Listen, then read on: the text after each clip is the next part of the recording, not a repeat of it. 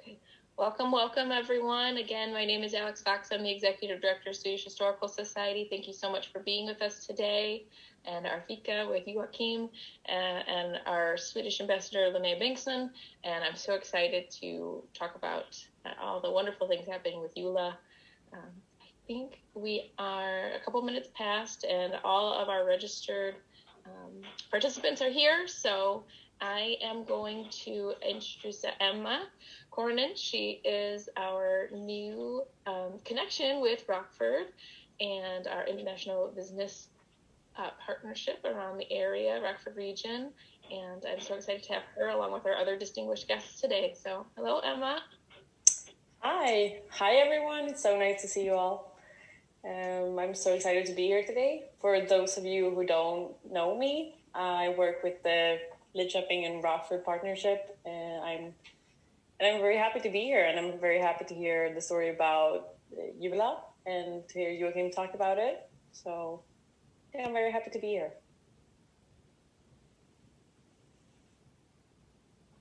Fantastic. Okay. Well then, I'm excited to introduce Linnea Bengtsson. She will be our moderator today and asking all the questions to our guest, Joachim. And she was originally with us here in Rockford, but now in Sweden. But we're so excited that we can still call her our Swedish ambassador. And so, Linnea, I will pass it along to you. Thank you, Alex. And thank you, everyone, for taking the time to join us for our second Fika. I find it personally that working from home, as most of us do these days, that Fika is perhaps even more important. And to take a break and be inspired, which I'm sure we will be today with our fantastic speaker, Joachim Frykberg, who is the CEO of JULA. And I will be asking Joachim a couple of questions. And then at the end, we will open up to questions from you. And please use the chat form already now if you have some questions to ask Joachim. And the questions I will be asking is, who is Joachim? Tell us a little bit about your work, and then about your connection to Rockford, and also to share a quote in Swedish and English, so we can practice our Swedish and English here for the mixed audience as well. So with that, I will also say, for those of you who doesn't know about JULA, and obviously Joachim will get into it, but it's kind of a mix of Ace Hardware and Home Depot, so you get an idea of what kind of company we're dealing with here. So with that, thank you so much, everyone, for being here, and welcome Joachim. And please tell us, who is Joachim? Thank you. So nice to be here and meet you all, even though it's digital. My name is Joachim Frykberg, and I'm 50 years old. I actually planned to celebrate my 50th birthday in San Diego, but that was in April last year, so that didn't happen, unfortunately. I live in Skara with my wife and one of my two children. I got a son, he's 18 years old, and he's attending high school. And my daughter, she's 21, and she's studying psychology in Santa Barbara, in California. I got 6 minutes to work, so it's quite convenient. And we live in Skara mainly because my wife comes from Skara in this area, so it's very dear to her. And I've been working at JULA now for 18 years, actually. Perfect, thank you. And can you tell us about your work? Yes, I'm the CEO of JULA, which is like, I usually present it when I'm in the States, like a mix of Home Depot and Ace Hardware. It's everything for your house, your garden, and also your leisure time. And we have 110 stores in Sweden, Norway, and Poland. And we also sell our products on e-commerce. We're also part of a group, so I'm also the CEO of JULA Holding. So we also own real estate, logistics companies, financial companies, a hotel. We also acquired Scandinavian's leading retailer when it comes to Aquarium, which is called Hööks. So it's quite a big mix, but mainly the base and the foundation of the company is retail. I want to hear more about JULA. Can you tell us about the family connected to it and kind of how it started? Yeah, JULA is a family-owned business, and it's owned by a family called Blank, and the sole owner is Joachim Blank, and it's been a family-owned business since 1979 when it started. And we started as a production industry, and after that it was a mail-order company. And then we started into brick-and-mortar stores back in 1985. It's always been based in Skara, and the idea is to buy products that have good quality, but it's supposed to be a low price. And 60% is bought overseas, mainly in China. We have a mix of own brands and well-known brands. So we have DeWalt and we have Makita and so forth, but we also have our own brands. And we have 12 different brands in 12 different categories. And we try to be there for the handyman and also the person who would like to do it yourself. And that is quite a big industry, both in Sweden, Norway, and in Poland. And when you live in Sweden, especially in this area, well, actually perhaps all over Sweden, it's not rare that you read in the paper about JULA breaking another record every year for at least last years. Can you tell us a little bit about your success? It's been great. I started at JULA 18 years ago, and when I started, we had 7 stores, and we grossed about $50 million. And now we have 110 stores, and we have a turnover of $1 billion. So it's quite a big difference. We've done that during the course of these 18 years. And of course, we have the largest central warehouse in Sweden. It's 150,000 square meters. So it's the equivalent of 21 football fields. So it's quite large. And the idea is also to use the foundation of the company to start new businesses. We try to do this at the best of our ability. And of course, since it's a family-owned business, it's also, different companies are handled different ways. And of course, there's a number of large companies, but we try to be the family-run business even when the company is growing. So we have 3,700 employees. And how can we make sure that we still are a family-owned and a family-run business with a family feeling when you're a little bit larger? So that's quite interesting.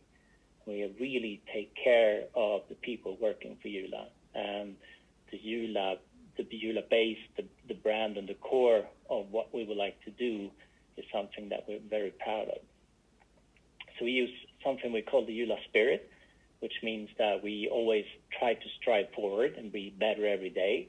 We're supposed to be reliable, dependable. We're committed to what we do, and we're curious about how to do things better. So that's the energy and the drive and the enthusiasm about what we do, and make sure that we do the best for both our customers and for the people working here. That's something that we really, really depend on.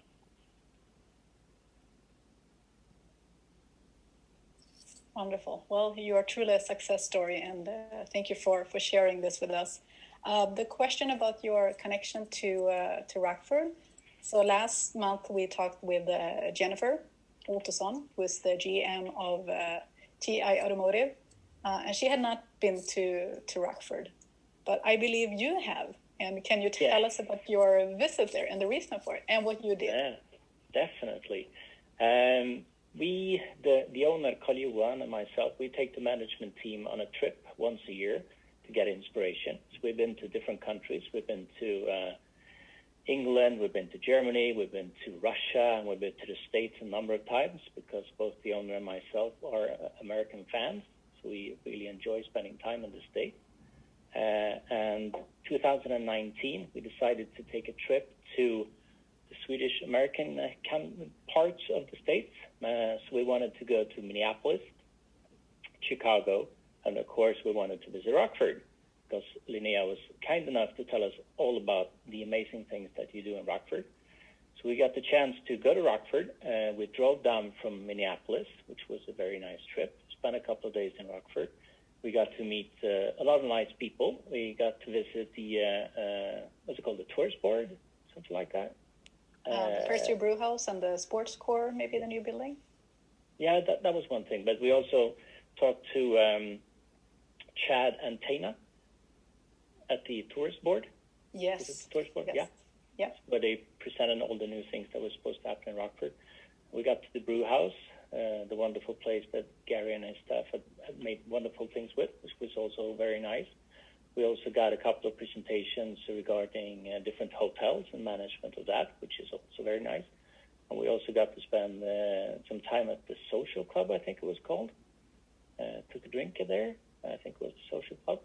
And also got a chance to see the different parts of Rockford, which was very interesting. Wonderful. And it's on the topic when you mentioned the Presti Brew House, we actually have Joel Showstrom here who built the place, kind of, you could say, or at least renovated it. So. That was one of the highlights. And we've actually been trying to find something like that here in Sweden, but we haven't yet. But it was really, really great. So it was one of the highlights of the tour. That's wonderful. And speaking of construction, if you walk in the center of Skara, there is a direction sign that says how far it is to a place called Loves Park, which is not really heard of in Sweden, maybe. But that's actually a part of our village/city next to Rockford, Illinois. Yeah. So there's like a sister city history relationship there. And speaking of signs, Alex, isn't there, I always found when I was in Rockford wondering how far is it to Lidköping from Rockford. And we know that. So if you go to the Nordic Cultural Center, thanks to JULA, in the garden, there is a direction sign that says in miles and kilometers, the distance between Rockford to these places. So next time you visit with Alex, when it's time, we can do that. Please make sure you check that out. And thank you, Joachim, again for donating that to us. Usually when we have meetings, we use Teams. So this is, of course, a Zoom meeting, but usually we use Teams. And when you have Teams, you have the opportunity to take a picture and then you can put it behind you. It's like a back screen. And I actually prepared, so I took a photo. I took one of the photos I had in my camera of the Erlander Museum. So I was going to stand in front of the Erlander Museum and I'll make my presentation. But of course, then it was Zoom, so you have to, satisfy with just me and not the Erlander House. Sorry about that. Well, it's the effort that counts. So thank you. Can you please share your quote with us in English and Swedish, and then also why you chose it? Well, I am born, the different parts in Sweden. I'm actually born in Småland, which is, the birthplace of IKEA and some other amazing stuff. And in Småland, the people from Småland are known to be quite cheap, like the Scottish people of Sweden. So we have a quote that's "Kostar det något?" which is actually, does it cost anything? So as soon as you're supposed to do anything, the people from Småland say, does it cost anything? So kostar det något?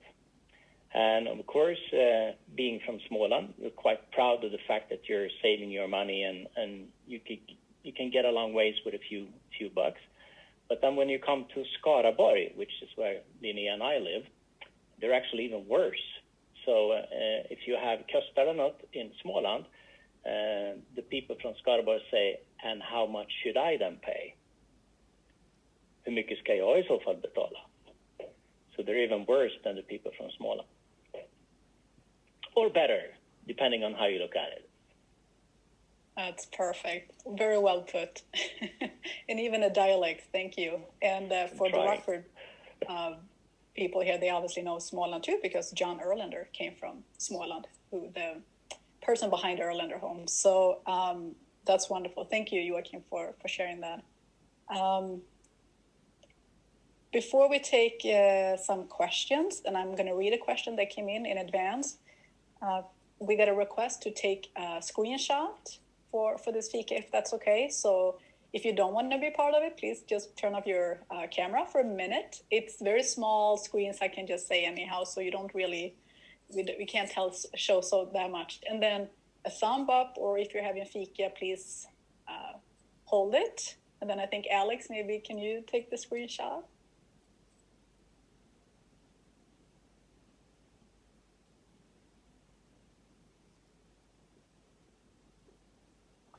Yeah. Okay, got it. Perfect. Okay, perfect. So we got a question which is really really great question. It's quite long, so I'm going to read it, and then Joachim can answer it. So, how does JULA intend to handle employees now that due to COVID-19 restrictions, more than likely we should shut down brick and mortar stores, moving sales more to solely online purchasing? Will they lose their jobs or be transformed into giant fulfillment centers in order to keep up with e-commerce in Norway, Sweden, Poland? Do you see the future of JULA merely fulfillment from your 3 football field size warehouse in Sweden? Thank you, from Shelley Williams in Charleston, Illinois. Actually, there's quite a big difference between the States and Sweden and Norway and Poland. And last year, 2020, was our record year.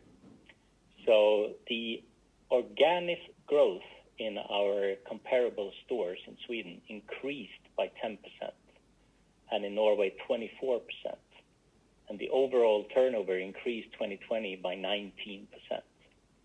And we opened 9 new stores, physical stores, last year in Sweden, Norway, and Poland. And this year, 2020, it started very well. So the increase is also in the double digits, and we plan to open 10 new physical stores. So actually, we're breaking every record there is. And we're not alone as well, because there are several companies in Sweden and in Norway that open new stores. And it's mainly companies that work with things that you need for your home and your house and your garden, outdoor leisure, and so forth.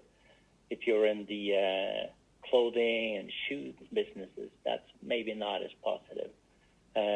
But I believe in the combination of brick and mortar stores and e-commerce, because the e-commerce is growing as well. But in fact, almost 50% of our e-commerce orders are handled through our stores. One of the things that are also increasing now is pick at store, which means that instead of sending the goods out from our central warehouse, it's actually picked in the stores by the staff, and you can come and collect it within an hour or two. And that is also then that you have a combination, because in Sweden we have 58 stores all over the country, which means that you're usually quite close to a JULA store. So the combination of brick and mortar and e-commerce is something that we believe very strongly in, and that's both in Sweden, Norway, and in Poland.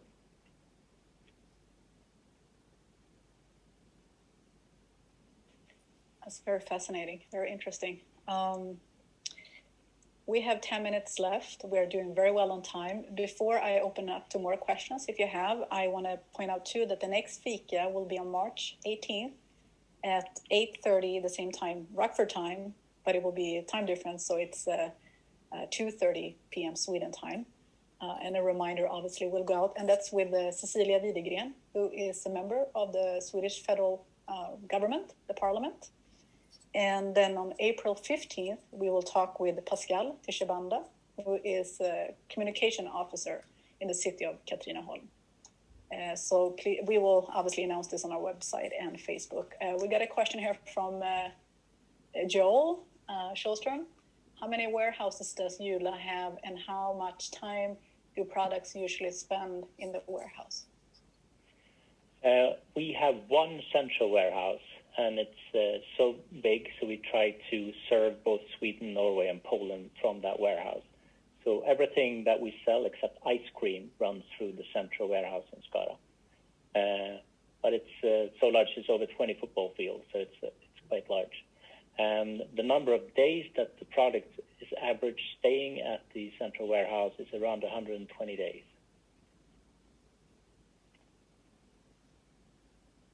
Excellent question. More questions. I love questions. I told Linnea before that I really like questions. Anna in Chicago.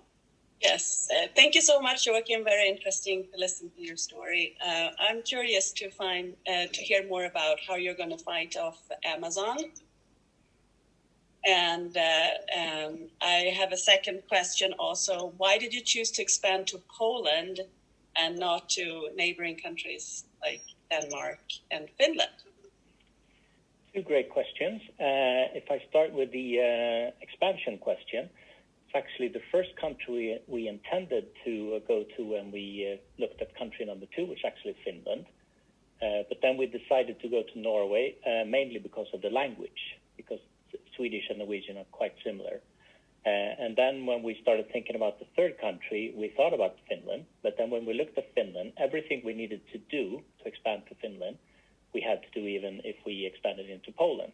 And Poland is 40 million people. Finland is 4.5 million people.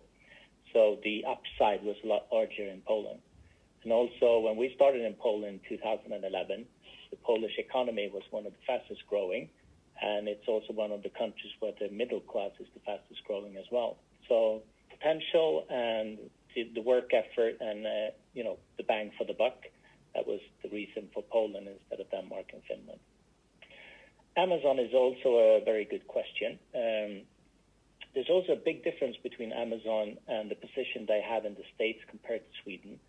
I think that Sweden is it's a country, it's only 10 million people, so the distances are quite large. So it's not the same, it's not as easy to be so close to the customer as you do in the States. And also, it's quite advanced when it comes to e-commerce. So there's a number of really good players already on the Swedish market. And I think that one of the reasons that we are successful is the combination of our own goods and that we have a curated assortment, which means that we have already selected for you. So our aim and our goal is not to have the broadest assortment, but it's a curated assortment at very low price that we've selected for you. But we still have everything, almost. But instead of 1,000 toilet seats, we have 3. And they're cheap and they're good. Okay, I have 2 comments and a question. One comment is, thank you so much. This has been very, very interesting. My dad is, his 2 favorite stores are Ace Hardware and Home Depot. And I am absolutely certain that his absolute favorite store would be your store because he loves all things Swedish. The other thing is our family, both my husband's family and my family, are from Småland. We're from Jönköping area. And I realized when I lived in Jönköping that one of the first things I learned was to say, how much does something cost? And I didn't realize that was a regional thing. It is. We're very frugal, we get that from, I didn't know that was regional. That's so cool. So my question to you is, what kind of collaboration do you do with like other companies? What does that look like for you in your area, in your company? It's different. In Skaraborg, the region where we have our head office now, we have a very close relationship because it's not a very large region. We have a major cities in Gothenburg and in Stockholm. So in Skaraborg, we try to make sure that all the communities come together. And our company is now quite large for this area. So it means that we try to use ourselves as like the train that leads, the locomotive that leads the train. So we try to work together because together I think that we are stronger than just one company apart. So we do that. And then also there's a tradition in Sweden to work and see our competitors more like colleagues. Of course, we don't share secrets, but we actually try to be civil and try to make sure that the business is expanding because that's important to us. And also being a quite small country, I think there's tradition in Sweden to look at trying to have different kind of corporations to make sure that you actually grow. And of course, when you go out in the world, in Poland or in Asia and whatever, if you do that together with a number of other companies, that's easier than if you do it by yourself. Of course, when we try to fill a boat with goods going to Sweden, then you can imagine what happens when the other counterpart is Walmart. There's quite a big difference. So, but if we are a number of companies, then we can be almost as big as Walmart. Not as big, of course, but still. So we try to enhance cooperation and really work and strive to make sure that that's beneficial for both.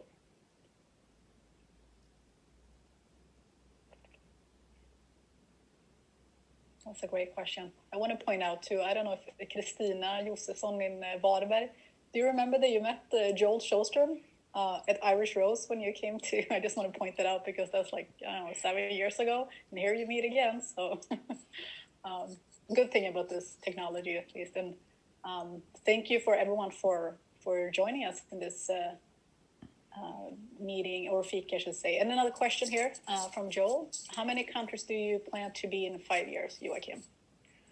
Our plan is to expand both with physical stores and also via e-commerce. So we will open up stores for e-commerce, or we will open up e-commerce in different countries. I would say probably for JULA, say 3, 4, 5 countries maybe. And then also at least 1, hopefully 2 more physical markets within 5 years.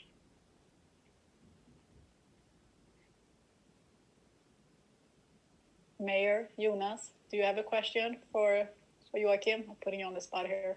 Thank you very much, Joachim. It was interesting to listen to, and I'm also a customer at your shop in JULA and Skara.